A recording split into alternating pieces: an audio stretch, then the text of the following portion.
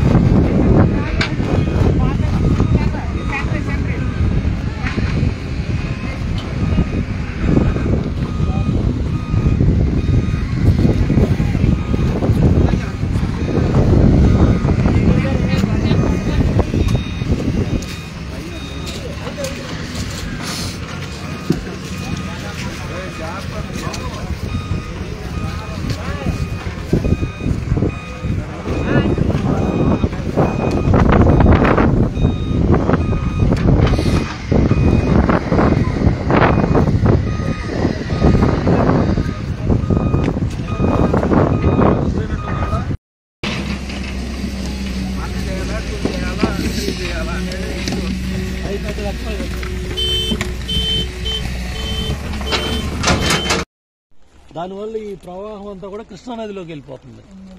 దా పనులు క్యాన్సిల్ చేశాడంటే జగన్మోహన్ రెడ్డిని ఏమనాలి, ఈ వైసీపీ ప్రభుత్వాన్ని ఏమనాలి? అసలు ఇంత విధ్వంసం చేసి కూడా గేట్లు ఎత్తారు, గేట్లు దించారు, ఇల్లు ముంచారు. ఏంది పిచ్చి మాటలు? ఇంకోటి ప్రభావం చూస్తే ఈ ప్రకాశం బ్యారేజీ బోట్లు ఢీకున్న వ్యవహారంలో కూడా కుట్రకోణం తాగుందని చెప్పి కూడా ఆరోపణలు వస్తాయి. దాని మీద పూర్తి స్థాయిలో దర్యాప్తు జరపాలని కూడా చాలా మంది కోరుతున్నారు. 3 బోట్లు కలిపి కట్టి వదిలేశారంటే ఒక చిన్న పడవ, మా పల్లికాడు, మా పేదవాడు మత్స్యకారుడు, ఒక్క పడవ కూడా ఇబ్రహంపట్నం ఫెరీలో ఇంత పెద్ద 11,90,90,000 54,000 ఇసుకలు వచ్చినా కూడా ఆ ఒక్క చిన్న పడవ పేదవాడిది కదల్లా. ఈ పెద్దవాళ్ళ ఎట్ట కదిల్ని? ఈ కుట్రకోణం ఏంటి? ఎందుకు 3 పడవలు కట్టి ఉన్నాయి? ఆ 3 పడవలు కట్టి ఉన్నాయి ఎందుకు వదిలేశారు? ఎందుకు అవి వచ్చి ప్రకాశం బ్యారేజీ పిల్లలను గుద్దే పరిస్థితి వచ్చింది? అంత పెద్ద కౌంటర్ వెయిట్లు ఇరిగిపోయినాయి. కౌంటర్ వెయిట్లో ఉన్న ఆ స్ట్రక్చర్ను కూడా చూడండి. 60 ఏళ్ళకి 65 ఏళ్ల క్రితం ఎటు బైండింగ్ వైర్ కూడా కదలలేదు. దాంట్లో ఉన్న బైండింగ్ వైర్ రాయి చూశాను. వాళ్ళు ఆల్ కన్స్ట్రక్షన్ కంపెనీస్ కానీ ఆల్ ఇంజనీరింగ్ కాలేజ్ కూడా మాన్యుమెంట్లో రాయిని తీసుకెళ్లి చూడండి. ఆ రోజు వాడిన మిశ్రమాలు కావచ్చు, సిమెంట్ కానివ్వండి, బ్రిక్ వైర్ కానివ్వండి, అక్కడ ఉన్న బైండింగ్ వైర్ కానివ్వండి, రాడ్స్ కానివ్వండి, చెక్కు చెదరకుండా ఉన్నాయి. 60 ఉద్దేశపూర్వకంగానే బోట్స్ దాని మీద కూడా పోలీస్ యంత్రాంగం కుట్రకోణం అంతా కూడా బయటికి తీస్తా ఉన్నారు. ఇంత పెద్ద ఎత్తున ఎందుకు ఇవన్నీ కూడా వచ్చినాయి దాని మీద డెఫినెట్గా కుట్రదారులు ఎవరున్నా కూడా బయటపడతారు, విచారణ జరుగుతుంది. అట్లాగే ఇవాళ ఇక్కడ అడ్డం పడ్డాయి కూడా ఆ రోజు ప్రవాహానికి అడ్డం పడి ఆ కొండపల్లి శాంతినగరం కొట్టేసింది. అక్కడ కొట్టేసి ఆ ఇల్లు కూడా కొట్టి లాగేసేది. దాన్ని కూడా ఇప్పుడు కట్టలేసి ఇంటికి బస్తాలు వేసి దాన్ని ఆపాలని ప్రయత్నం చేస్తున్నారు. పైన పడ్డ అధిక వర్షం ప్లస్ ఏదైతే ఇప్పుడు వస్తా ఉన్న రైన్ఫాల్ కూడా దృష్టిలో పెట్టుకుని చంద్రబాబు నాయుడు గారు ఎప్పటికప్పుడు ఆదేశాలు ఇచ్చి అధికార యంత్రాంగాన్ని, ఏజెన్సీలందరినీ కూడా పరిగెత్తిస్తున్నారు. డెఫినెట్గా ఆ సీపేజ్ని కూడా అరెస్ట్ చేసి భవిష్యత్తులో ఎటువంటి జరగకుండా చూస్తాం. అట్లాగే కొల్లేరు దగ్గర కూడా ఈ ఆక్రమణలో నేషనల్ హైవే రోడ్ల నిర్మాణంలో అడ్డగోలుగా ఎక్కడ దొరికిన మట్టిని అక్కడ తవ్వేశారు. ఈ బుడమేరు కట్ట మీద మట్టి మొత్తం ఎత్తుకుపోయారు. అట్లాగే పోలవరం చంద్రబాబు నాయుడు గారు దగ్గర 50 అడుగుల ఎత్తులో కొండ అంత పోసారు కొత్తూరు తాడేపల్లి. అవి అంతా ఎత్తుకుపోయారు. ఒక్క గన్నవరం మైలవరం నియోజకవర్గంలో 500 కోట్ల ఈ మట్టి